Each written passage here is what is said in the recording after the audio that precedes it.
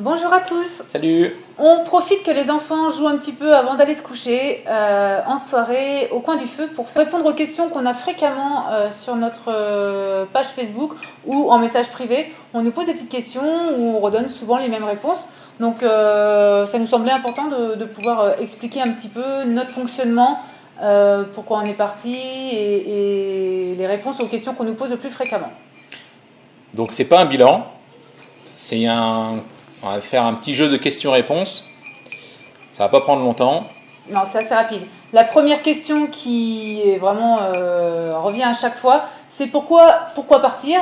Pourquoi en voyage en longue durée sans date de retour? C'est souvent, on se pose la question, pourquoi choisir ce mode de vie?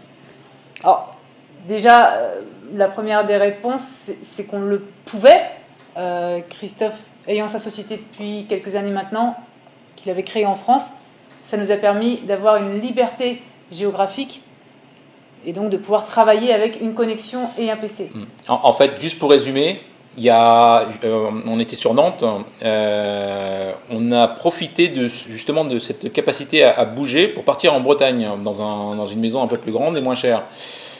Et c'est à partir de là qu'on s'est dit, mais si on peut partir en Bretagne, quasiment sous un coup de tête finalement, pourquoi on pourrait pas partir ailleurs? D'ailleurs, je crois que quand on est parti en Bretagne, on pensait déjà à partir en Espagne. Et pour des raisons de scolarité, on avait dit, bon, faut peut-être essayer de rester en France. Donc, moi j'ai une société qui fait du e-service, donc qui ne fonctionne, on va dire, à 98% sur Internet. Donc peu importe où je me situe, on va dire, dans le monde, oui, mais il faut que je gère le téléphone, donc avec le décalage horaire, il faut que je gère à peu près. Mais tant que j'ai Internet et un téléphone, je peux travailler à peu près d'où je veux. Et on en a profité, ça fait 6 mois. Ça fera 6 mois, ouais. 6 mois. La deuxième des raisons, pourquoi partir en longue durée comme ça? Tout simplement pour prendre notre temps. La plupart des gens n'ont que 3 semaines de vacances l'été, mais c'est quand même assez rapide comme vacances en général. Souvent on dit...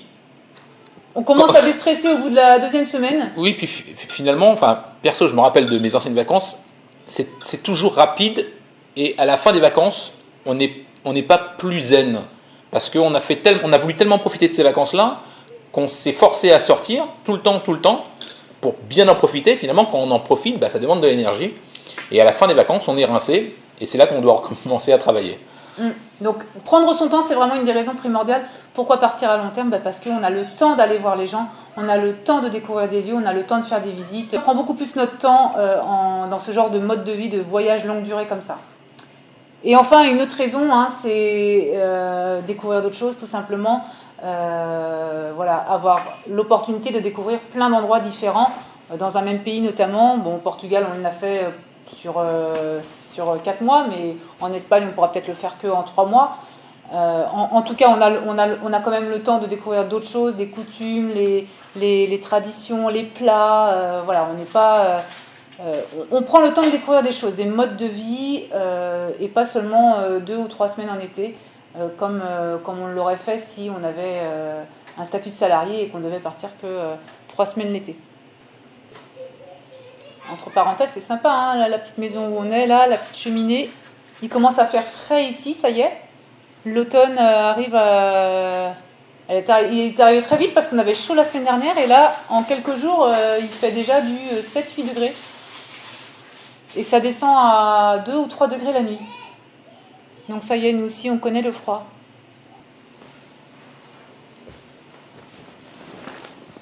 Voilà, le feu est reparti.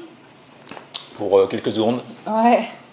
Alors la deuxième question qui revient aussi très très fréquemment, c'est comment vous faites pour voyager comme ça tout le temps? Ça doit vous revenir hyper cher. Souvent c'est la réflexion qu'on a, mais il faut être riche pour partir voyager comme ça, comme vous le faites. On aimerait bien, mais on n'a pas les finances. Détrompez-vous, on fait des économies avec ce mode de vie-là. On dépense moins qu'en étant sédentaire en France. Tout simplement, alors déjà... parce qu'on n'est pas des grands dépensiers non plus au quotidien. On fait quand même attention à ce qu'on dépense. On privilégie plutôt les sorties, l'expérience plutôt que le matériel, les jouets. On n'achète pas énormément d'habits, on essaye de rouler sur le strict nécessaire. On achète quand vraiment c'est utile. Et puis également, on passe par Airbnb, donc on passe majoritairement par Airbnb pour le moment, hein, ça peut changer. Mais en tout cas, quand on paye un loyer, quand on paye 700 ou 800 euros de loyer, il faut savoir que tout est inclus dedans. On n'a plus de charges EDF, on n'a plus de charges d'eau, on n'a plus les taxes d'imposition, on n'a plus les ordures ménagères, on n'a plus le gasoil pour aller travailler tous les jours. Maintenant, le gasoil qu'on met, c'est juste pour les sorties, les visites ou les courses. Donc voilà, on fait quand même des économies. La seule dépense qu'on a, c'est effectivement, comme je vous le disais, le gasoil pour aller d'un point A à un point B qui nous revient quand même, c'est quand même un budget, hein, quand on fait 5 ou 600 km à chaque fois. Oui. Mais les deux plus gros postes de dépenses, ça reste le loyer. Nous, on s'est décidé de rester aux alentours des 700 euros. C'était le loyer qu'on payait quand on était en Bretagne. Quand on était en Bretagne, et c'était le loyer juste. Nu, en fait, ouais. Le loyer simple, sans les charges.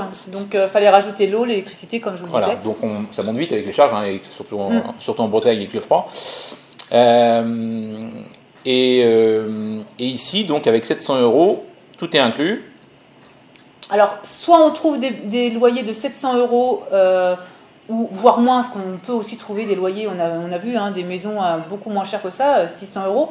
Pour une petite maison avec 2 chambres ou un petit appartement, soit on trouve des super beaux biens comme cette maison-là, qui coûte quasiment 2000 euros par mois, entre 1800 et 2000 euros par mois, et qu'on négocie, nous, à 800 euros, qui reste une super bonne affaire en négociation. Donc ça nous permet d'avoir des plus belles maisons, avec plus de charme, une qualité de vie plus sympa. Là, on est vraiment juste à côté de Grenade et à côté des montagnes. On sait qu'aller dans les villes, ça coûte toujours plus cher que d'être à 1 heure d'une grande ville. Donc voilà, on fait soit le choix de payer beaucoup moins cher et puis on peut se permettre du coup de faire plus de dépenses en gasoil pour faire les sorties, soit de payer un petit peu plus cher, tout en restant raisonnable, 800, 820, 830 euros, et avoir une maison qu'on négocie pour avoir quelque chose de sympa. Donc ça coûte pas plus cher de vivre en voyageant, ça coûte même moins cher, et ça peut encore coûter moins cher si vous savez vous débrouiller effectivement pour négocier. Ce qu'on fait à chaque fois. Voilà, et ce qu'on va faire de plus en plus. Alors nous, on joue aussi avec on va dire maintenant notre historique Facebook et YouTube pour montrer un peu qui on est, et aussi l'historique qu'on a sur Airbnb avec les autres hôtes qui nous ont reçus nous ont toujours très bien noté. Je suis plutôt maniaque, donc j'essaie de rendre la maison nickel, de faire un peu de promotion via notre vlog. On fait toujours une petite pub pour les gens qui nous reçoivent. La maison, on essaie de la mettre en valeur. On peut éventuellement faire tourner le drone aussi pour mettre la maison en valeur quand on nous le demande. Donc on essaie de jouer aussi là-dessus. On peut mettre nos compétences graphiques pour les maisons, les autres qui peuvent nous recevoir. Donc ça peut être aussi une forme de négociation. On vous fait une petite pub, en contrepartie vous faites baisser le prix, et nous on essaye de sublimer votre maison, les biens, etc., etc.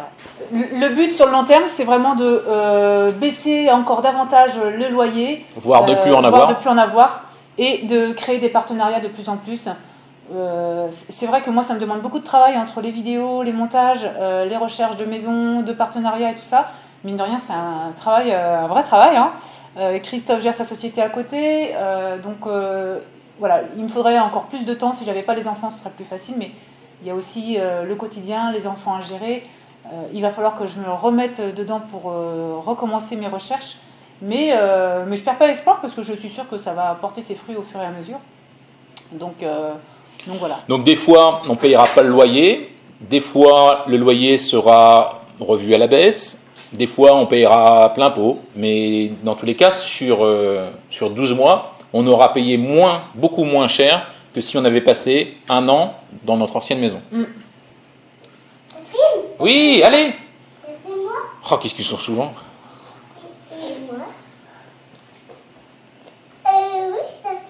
Oui, ça filme vous, et on aimerait bien que ça filme nous. Ça filme vous, et je vois les formes aussi. Ah bah allez, ouais, c'est bien le problème. Bon, c'était la petite parenthèse enfant. Bon, voilà pour cette question-là. Donc ça coûte pas plus cher. C'était la conclusion, en tout cas pour nous. La dernière question aussi qu'on nous pose de plus en plus depuis un mois et demi, c'est comment est-ce qu'on se sent moralement. parce que l'été étant fini, et d'ailleurs je savais que ça pointerait le bout de son nez, la petite nostalgie du début d'hiver, mais comment est-ce qu'on est moralement au bout de 6 mois de voyage? Est-ce qu'on se sent toujours aussi bien? Alors, la réponse qui m'est venue immédiatement, c'est oui, c'est génial de partager ces moments de famille. Faut savoir que quand on met les enfants à l'école, enfin pour moi ça a été terrible de me rendre compte que je ne connaissais pas une partie d'eux-mêmes. Forcément, on les connaît mieux parce que on vit plus de choses et c'est pas forcément une question de temps d'être avec eux, c'est le fait de vivre des choses avec eux. Et des choses différentes qu'on n'a pas l'habitude de faire. Donc il se passe des trucs que forcément quand ils sont avec les copains, quand ils sont avec leurs profs, on n'avait pas en tête. Donc là on les voit en conditions réelles et bon, forcément on apprend un peu. Bon après ça j'ai pas de grosses surprises sur l'évolution de l'un ou l'évolution de l'autre. Mais non, moi non plus.